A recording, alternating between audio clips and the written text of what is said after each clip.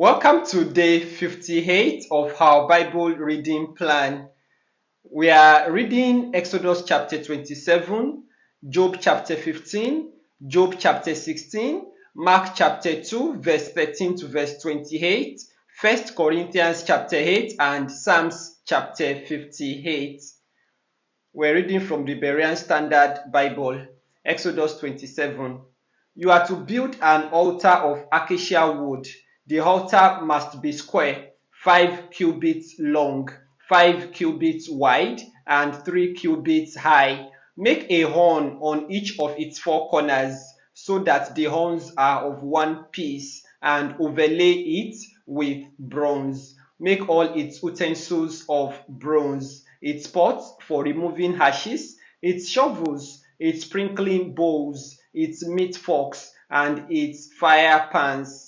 Construct for it a grate of bronze mesh, and make a bronze ring at each of the 4 corners of the mesh. Set the grate beneath the ledge of the altar, so that the mesh comes halfway up the altar. Additionally, make poles of acacia wood for the altar and overlay them with bronze. The poles are to be inserted into the rings, so that the poles are on 2 sides of the altar when it is carried. Construct the altar with boards, so that it is hollow. It is to be made just as you were shown on the mountain. You are also to make a courtyard for the tabernacle.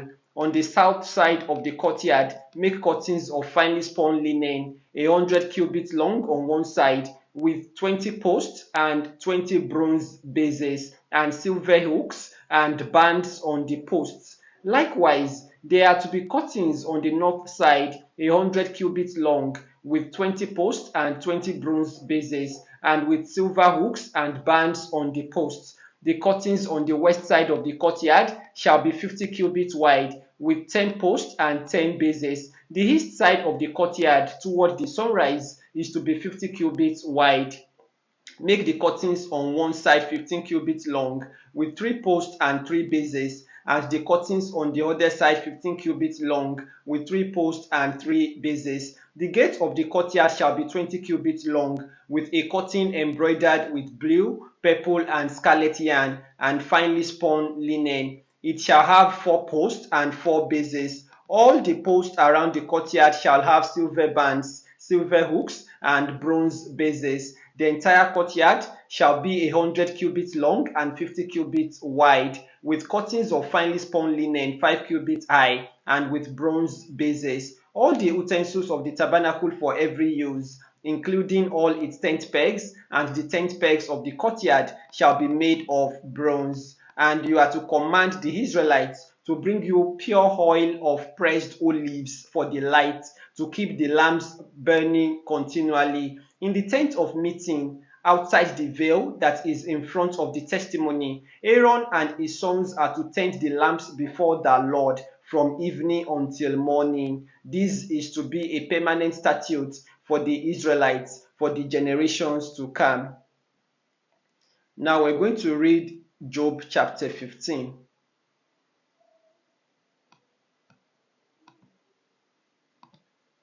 Then Eliphaz the Temanite replied, "Does a wise man answer with empty counsel, or fill his belly with the hot east wind?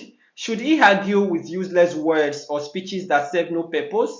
But to even undermine the fear of God, and hinder meditation before him. For your iniquity instructs your mouth, and you choose the language of the crafty. Your own mouth, not mine, condemns you. Your own lips testify against you. Were you the first man ever born? Were you brought forth before the hills? Do you listen in on the counsel of God, or limit wisdom to yourself? What do you know that we do not? What do you understand that is not clear to us? Both the gray-haired and the aged are on our side, men much older than your father. Are the consolations of God not enough for you, even words spoken gently to you? Why has your heart carried you away, and why do your eyes flash as you turn your spirit against God and pour such words from your mouth?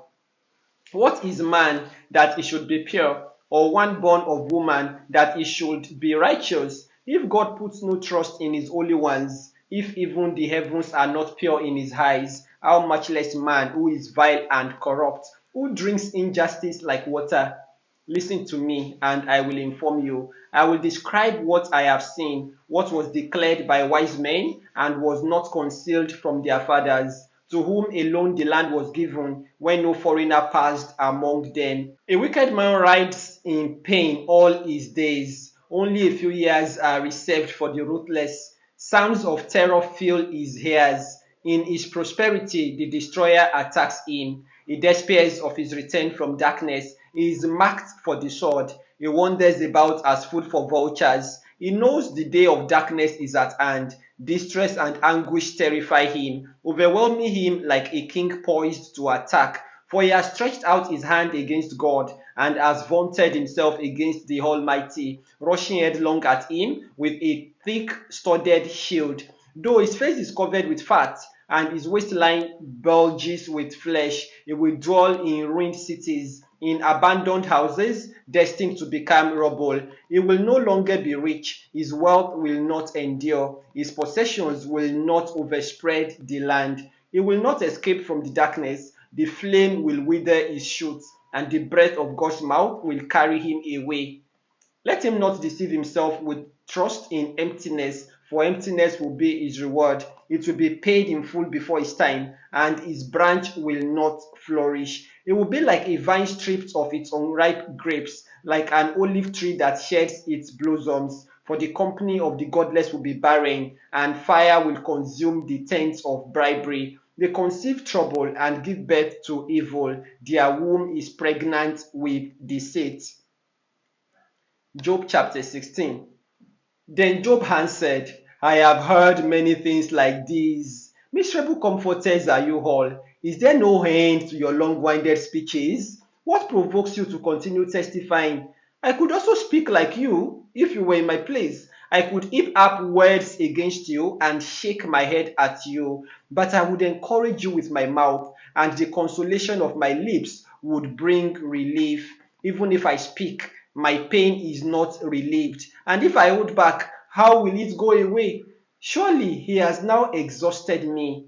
You have devastated all my family. You have bound me, and it has become a witness. My frailty rises up and testifies against me. His anger has torn me and opposed me. He gnashes his teeth at me. My adversary pierces me with his eyes. They open their mouths against me and strike my cheeks with contempt. They join together against me. God has delivered me to unjust men. He has thrown me to the clutches of the wicked. I was at ease, but he shattered me. He seized me by the neck and crushed me. He has set me up as his target. His hatchers surround me. He pierces my kidneys without mercy and spills my gall on the ground.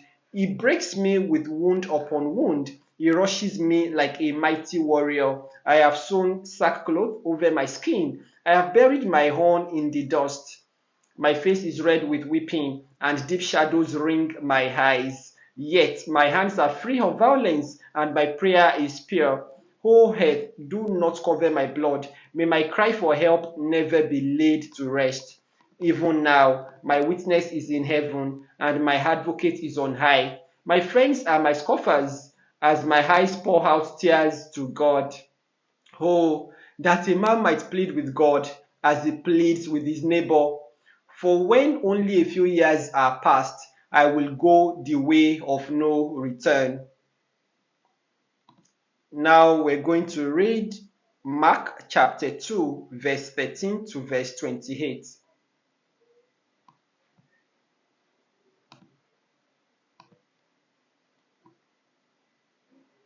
Once again, Jesus went out beside the sea. All the people came to him, and he taught them there. As he was walking along, he saw Levi, son of Alphaeus, sitting at the tax booth. Follow me, he told him, and Levi got up and followed him. While Jesus was dining at Levi's house, many tax collectors and sinners were eating with him and his disciples, for there were many who followed him. When the scribes who were Pharisees saw Jesus eating with these people, they asked his disciples, Why does he eat with tax collectors and sinners? On hearing this, Jesus told them, it is not the healthy who need a doctor, but the sick. I have not come to call the righteous, but sinners. Now, John's disciples and the Pharisees were often fasting. So people came to Jesus and asked, why don't your disciples fast like John's disciples and those of the Pharisees? Jesus replied, how can the guests of the bridegroom fast while he is with them? As long as he is with them, they cannot fast. But the time will come when the bridegroom will be taken from them, then they will fast. No one sews a patch of unshrunk cloth on an old garment.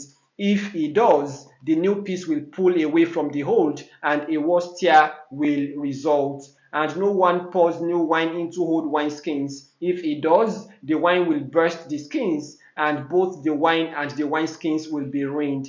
Instead, new wine is poured into new wineskins.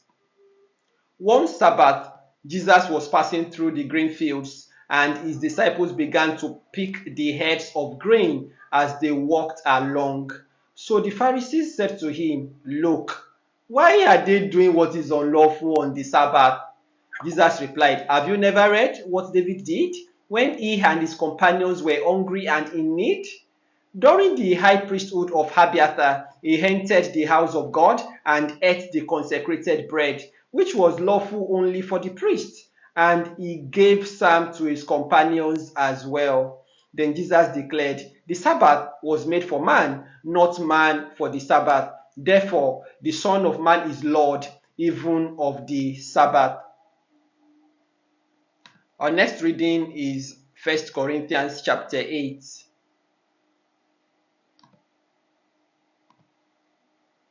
Now, about food sacrificed to idols, we know that we all have knowledge. Knowledge puffs up, but love builds up.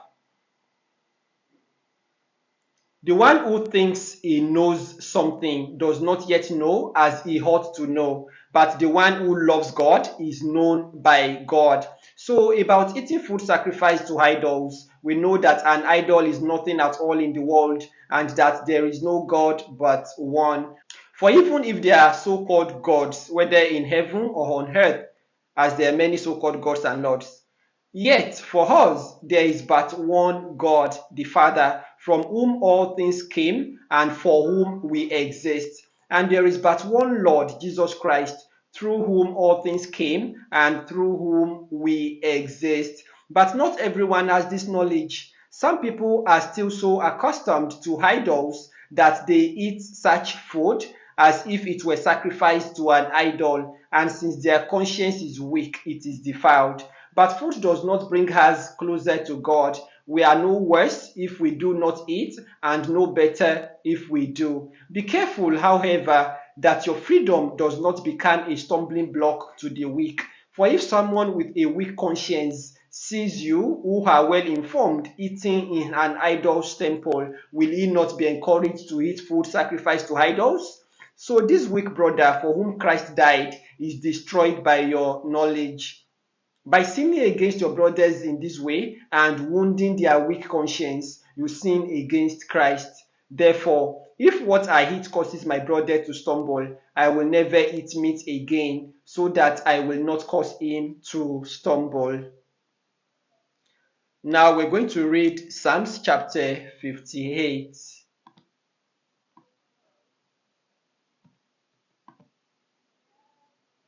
Do you indeed speak justly, O rulers? Do you judge uprightly, O sons of men? No. In your hearts you devise injustice, and with your hands you mete out violence on the earth. The wicked are estranged from the womb, the liars go astray from birth. Their venom is like the venom of a snake, like a cobra that shuts its ears, refusing to hear the tune of the charmer who skillfully weaves his spell. O God, shatter their teeth in their mouths. O Lord, tear out the fangs of the lions. May they vanish like water that runs off when they draw the bow. May their arrows be blunted. Like a slug that dissolves in its line, like a woman's stillborn child, may they never see the sun. Before your pots can feel the burning thorns, whether green or dry, it will sweep them away. The righteous will rejoice when they see they are avenged. They will wash their feet in the blood of the wicked. Then men will say, there is surely a reward for the righteous. There is surely a God who judges the earth. May the Lord bless the reading and hearing of his word.